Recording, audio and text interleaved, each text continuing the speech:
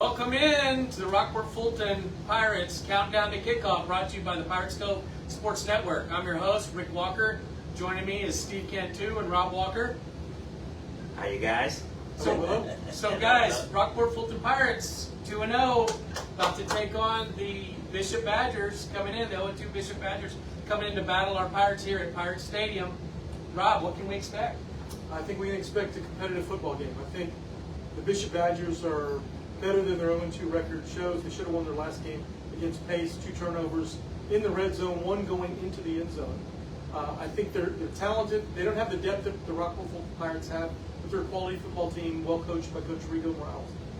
Outstanding. Steve? Yeah, and I mean, keeping that guy inside the box is going to be good. He throws great on the run, different levels. Lefty quarterback.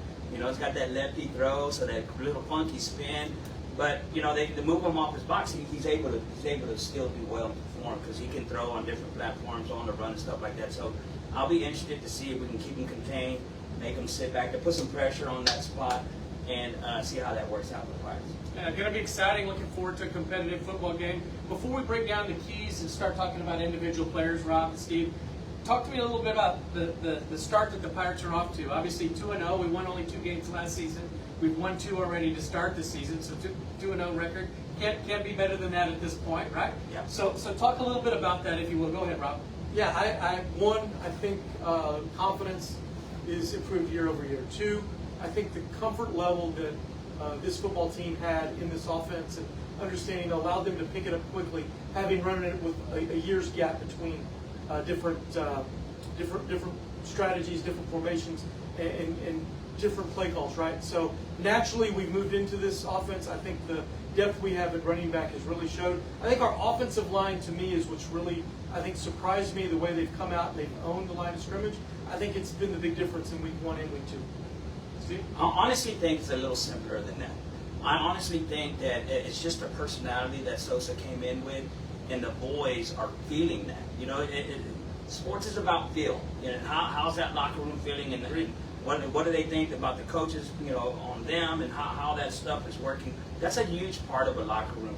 And I really do think that Sosa came in with a perfect timed attitude, you know, grabbed the kids, embraced them. Hey, let's go on this journey together. And the boys are really rallying to it and accepting that role and excelling. Yeah, it's definitely showing. Look, I think you've got a community that's been hungry to win. Yeah. You've got kids that are hungry to win, right? No one likes coming out on Friday night and getting your tail handed to you each and every week, right? So they were hungry, and then I think, to your point, bringing Sosa in has essentially brought that culture and built confidence within these young men and showing them how to win, right? Combined with the leadership, because I think before you can know how to win, you got to take your lumps, right? Hey, we keep doing this, that equals a loss, or that equals a getting whooped. And now they're figuring out, hey, this is the recipe for success of how we practice, how we work in the summer, all those things. You combine that with the scheme. Great effort by the offensive line. The scheme fit, by the way. The scheme is great itself, but the kids have to fit. I think Rockport's kids do. You combine that, and you've got a 2-0 record. And what really excites me about what I've seen is, even in the 2-0 start, we've had to face some adversity, right? Yeah, we've made plays, we've had successful drives, and then teams have made big plays on us, and then we come right back and answer. Every time we've had an answer, and that's impressive to me. That speaks to the character of these young men, the leadership. It's all kind of coming together. Yeah. It's an exciting time to be a Rockport Fulton Pirate. Agree 100%, and I think Coach Sosa has instilled in them to control what they can control. Their attitude, their effort, and their toughness. And when you look at it week over week, they've had a positive attitude. You can't question any effort we've seen on the field. I haven't seen a loaf one in the film that I've watched. And toughness, even when we're faced with adversity, the boys bow up. You know, you saw the stop in week 1, down on the goal line, pure toughness. Really love the way that they're playing, and they're controlling what they can control. Yeah, and look, I'm not trying to beat the dead horse of last season, but our defense last year struggled immensely at tackling in space. Anytime a player got the ball in space in the open field, we struggled to make a play. That has not been the issue here. We've done that very, very well. We've tackled well. You see hitting on the effort. You see multiple hats getting to the football, and that's part of defense, right? Running to the football and then getting that player to the ground, and they're doing an excellent job. Yeah, and that's something that I saw early on, even in the 2 days. I mean, every coach was just screaming, you know, effort, hustle, get there, get there, get there. 11 hands on the ball. They did a lot of drills where they were just pursuing and run to the spot, chop your feet, get back, hustling, just instilling just the basics. And that's what I liked about it. They started, you know, fundamentally just started adding their stuff, and then the kids just really bought in, and now you're seeing all the benefits. They're really hustling to the ball. Everybody's flying around. So it's awesome right now. And it seems like it's simple enough to them where they're playing really fast. Yeah. I feel like we've played faster than our opponents in the first two ball games. And I hope, and I'm going to be looking for that tonight here against Bishop. I think we will. So talking back to Bishop, let's come back to those guys, Rob. Let's talk a little bit about the players. Who are we going to see tonight for Bishop? Not to put you on too much of a spot. Eli Montalvo, the quarterback, left-hander, as Steve said, spins the ball well. He's got 3 targeted receivers to look out for. I think if we can tackle them as soon as they make catches, we're not going to stop them from making all the catches, but when they do make the catch, if we can tackle them at that point, I think that's going to be very important. And I think if we can get pressure on them, right? Pressure always causes quarterbacks to make mistakes. And I think if we do those 2 things, we've got a good chance with our defensive game plan to really put them in tough situations. They've turned the ball over in back-to-back weeks. I would expect them to turn the ball over here if we do those things. Yeah. The cornerback plays really stepped up this year.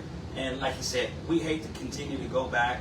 But just trying to give you reference, you know, go back to last year, where our cornerback play wasn't up to par. Our corners have really stepped up. We got several interceptions back there. The boys are flying around, making it tough cover for those quarterbacks to find any holes. So, you know, kudos at all 3 levels there. You know what I'm saying? The linebackers, and the defensive backs are doing a great job. Yeah, nothing's been easy that our opponents have gotten this year. It's all been challenged. That wasn't the case last season, so that too is. The receivers are just covered up better. The tackling is better. You know the drill. We just talked about it. So what are the? Let's talk the keys to the ballgame. What do you see as the key to Rockport winning this ballgame?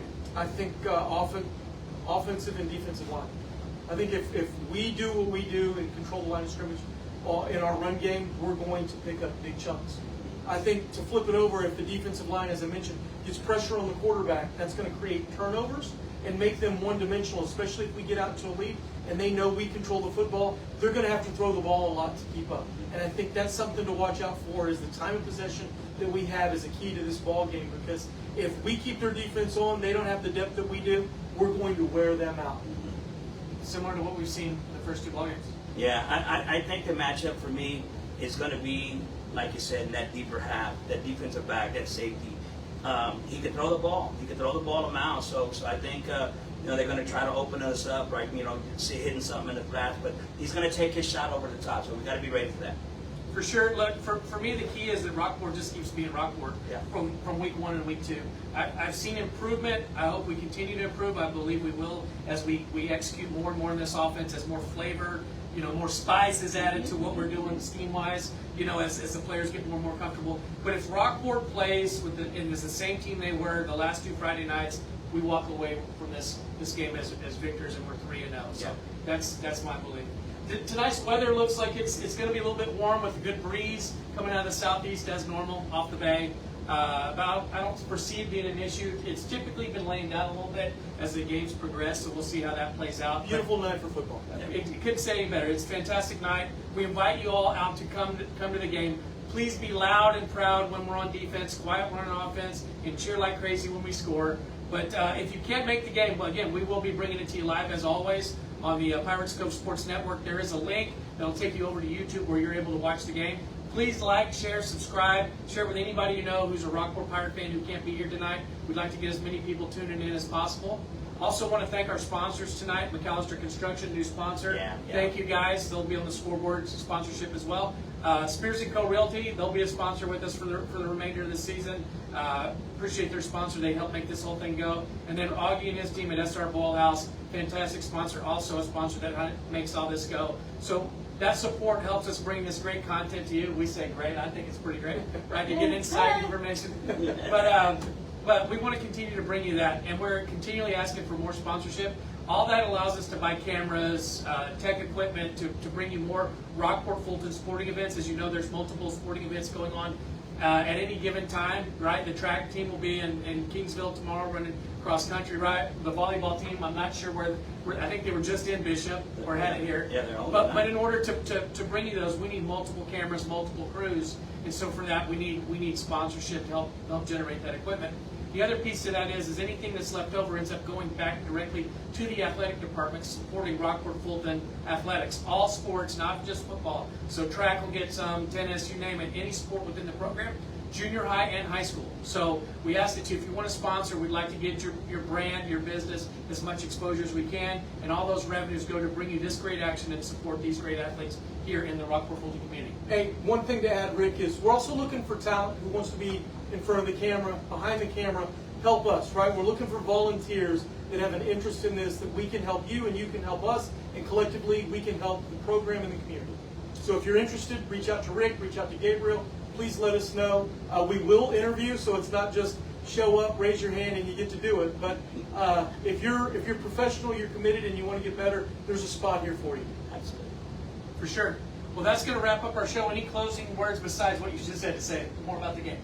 A couple things. One thing that I think is interesting right now, a lot of the programs, when you watch these games, they're running the same stuff on offense every other school is. They just mix it up with formations. What you're also seeing is defenses attempt to do the same thing. So I'll be watching this Pirate defense to see how we mix it up with the same concepts, maybe out of different formations or different looks that confuse the Badgers. So I'm looking forward to that. Okay. Steve, any closing words? No. Hey, let's go with the Go Pirate one. You can't miss with that one. Let's go. Go Pirates. Go Pirates. Yeah, hey, so listen, thank you guys for tuning in. We'll be trying to bring this to you every at pregame countdown to kickoff for the Pirates Cove. But thanks for tuning in. Please continue to watch. Join us at 7. If you're not going to be at the game, we'll be going live. And go Pirates. Go Pirates.